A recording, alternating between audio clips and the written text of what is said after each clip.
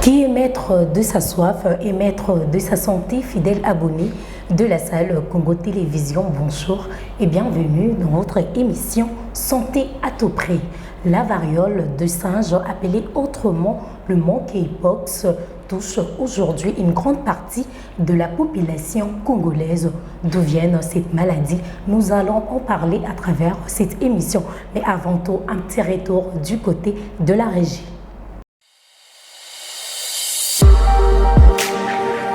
Bonjour à tous, je suis Nyota, jeune lassalienne, un seul Lassalle. Notre pèlerinage est le thème choisi pour la journée internationale lassalienne de la paix du 21 septembre au 21 octobre de l'année 2024. Chers jeunes lassaliens du district du Congo-Kinshasa, je vous invite tous à prendre part à ce grand débat oratoire qu'organise la coordination nationale des jeunes lassaliens de la RDC. Chers élèves des écoles lassaliennes, vivez-vous réellement la paix dans votre communauté scolaire? La paix ne se dit pas, mais elle se vit. Chers élèves lassaliens, ne manquez pas le 28 septembre 2024. Les élèves lassaliens vont débattre à l'occasion des journées lassaliennes de la paix. C'est ainsi, je vous donne rendez-vous au débat oratoire le 28 septembre 2024 au Centre professionnel Saint-Georges. Cordial bienvenue. Cordial bienvenue. Cordial bienvenue. Cordial bienvenue. Voilà, merci pour cet élément, Géléon Matuidi. Et comme je disais, fidèle abonné de la salle Congo Télévision, la variole de singe est déjà en République démocratique du Congo. Et comme vous pouvez le constater, je ne suis pas seule, je suis accompagnée avec un invité spécial à qui je dis bonjour. Bonjour, madame. Voilà, et j'ai le plaisir de vous présenter, mais c'est Jean Bossémé. Il est comme ça, médecin stagiaire, et avec lui, on aura vraiment le plaisir de parler en long et en large sur la maladie de variole de singe. Mais c'est Jean, oui. Dites-nous un peu, la variole de singe, c'est quoi cette maladie? Ok, merci beaucoup pour la question. La variole de singe, appelée en anglais monkeypox, c'est une maladie contagieuse infectieuse causée par un virus d'origine animale qu'on appelle octopox virus. D'accord, d'origine un animal. Et l'animal que vous avez cité, je me rends compte que ce n'est pas un singe. Mais pourquoi on appelle ça variole de singe? Ok, merci beaucoup. On appelle ça la variole de singe parce que la toute première fois qu'on avait découvert cette maladie, c'était chez les singes, vers les années 1958. Okay. Mais, contrairement à ce qu'indique son nom, il y a aussi des rongeurs qui circulent avec cette maladie. Tels que les écureuils et les rats. D'accord. Donc aujourd'hui, on va faire très attention avec le rat. Et surtout pour les personnes qui élèvent les rats. Il y a de ces personnes-là qui élèvent les rats. Donc il faut vraiment faire attention. Alors, quels sont les symptômes de cette maladie, à part les boutons qu'on peut constater? Bon, les symptômes ou les signes de cette maladie, je peux citer, il y a la fièvre d'apparition brutale, il y a des céphalées ou des maux de tête, il y a des myalgies ou des douleurs musculaires et des éruptions cutanées. Comme tout le monde sait, ce sont des éruptions qui commencent souvent à la tête et puis après quelques temps, ça va prendre toutes les parties du corps humain. Ok. Et alors, comment cette maladie, ça se transmet? Bon, cette maladie se transmet par contact direct et indirect.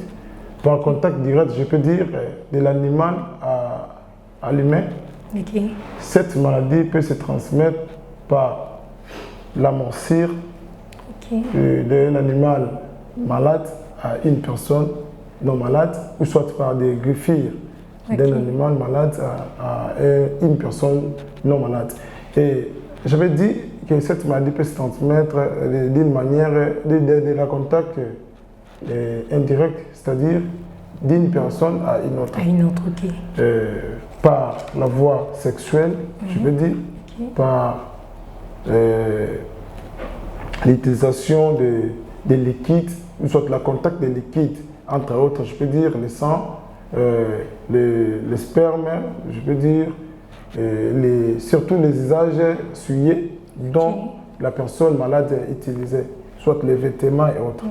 Ok, donc ça s'est transmis aussi par la sueur. Oui, par la sueur aussi. Ok, et alors une femme qui est enceinte, atteinte de cette maladie, peut aussi contaminer son embryon, son fœtus? Bien sûr que oui, bien sûr que oui.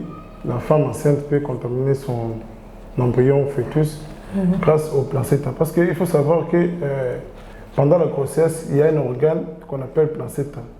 L'organe là assure le développement de l'embryon ou fœtus. Et cet organe se communique directement de la mère à l'enfant grâce au cordon ombilical. Et ce virus-là traverse facilement la barrière hémato-placentaire. Ok.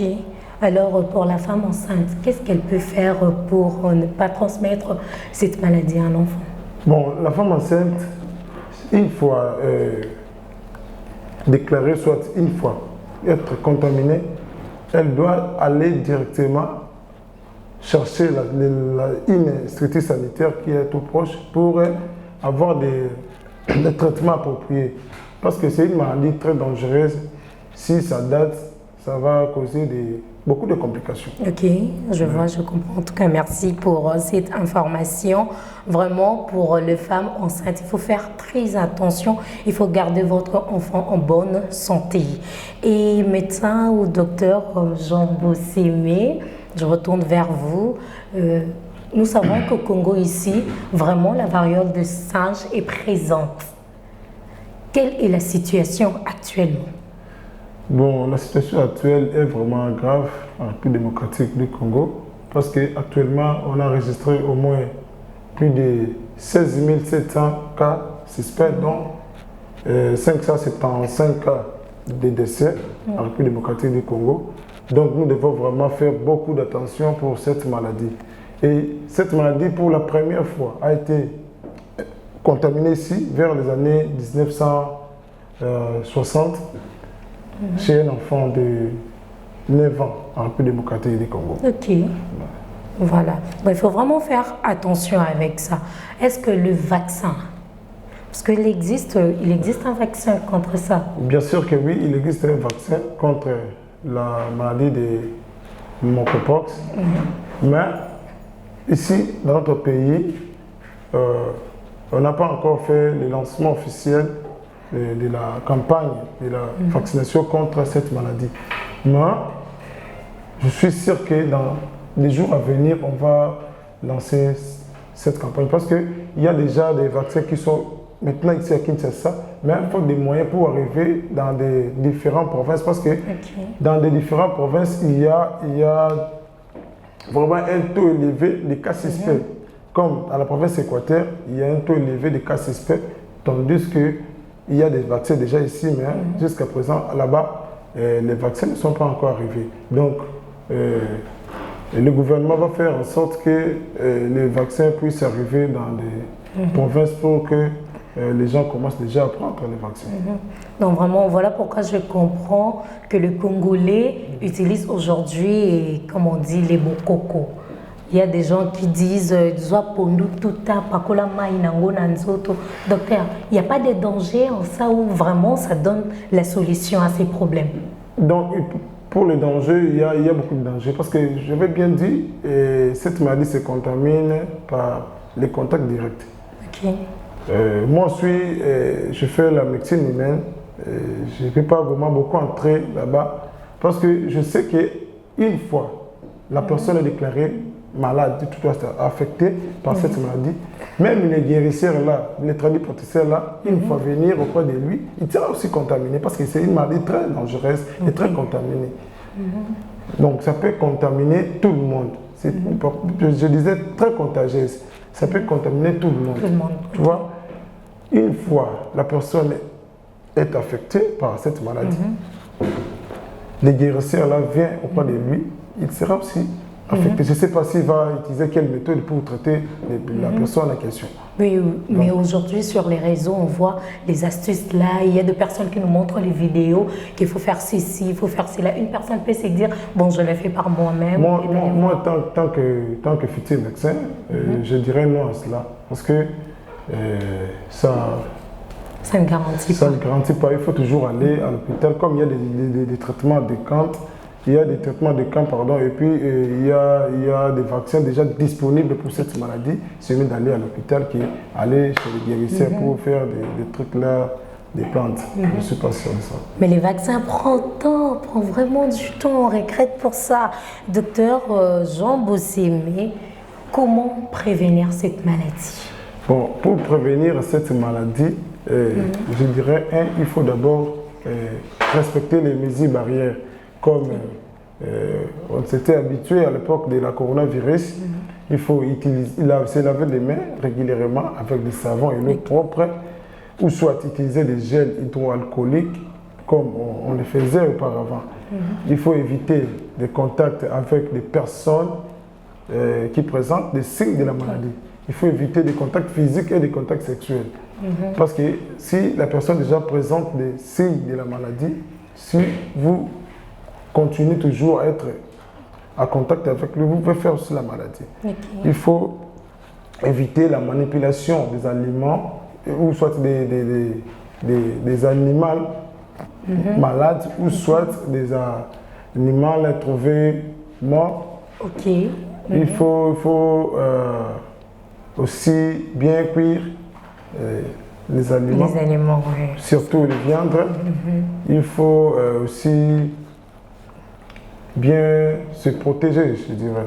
Surtout dans le temps que nous sommes, dans le mois que nous sommes, il y a la rentrée scolaire qui vient de s'effectuer il y a peu de temps, donc c'est très dangereux dans notre pays. Pour les enfants, c'est tout ça. C'est vraiment dangereux.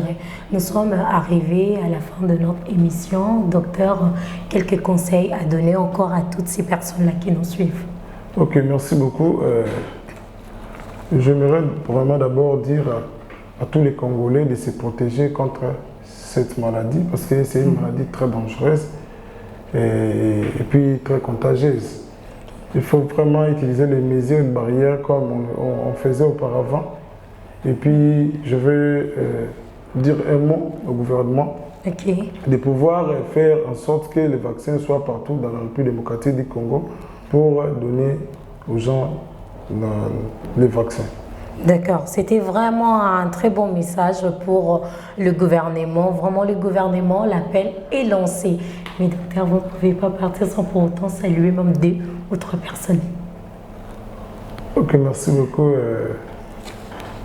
Je présente mes salutations. Premièrement, d'abord, à mon maître, docteur Moussolongo Yembe. Et puis, je présente aussi ma salutation à mon aimable frère Matuidi. Gédéon, ok, voilà. Merci beaucoup. Matuidi Gédéon. Voilà. Donc je vois que le docteur n'a pas beaucoup de personnes à saluer. Voilà, nous sommes arrivés à la fin de votre émission Santé à tout prix. Ne manquez plus en tout cas cette émission et vous allez découvrir plus sur ce qui concerne la santé, car on dit la santé dépend plus de précautions que de médecins. C'est par cette sagesse que je vous dis à la prochaine édition. Au revoir.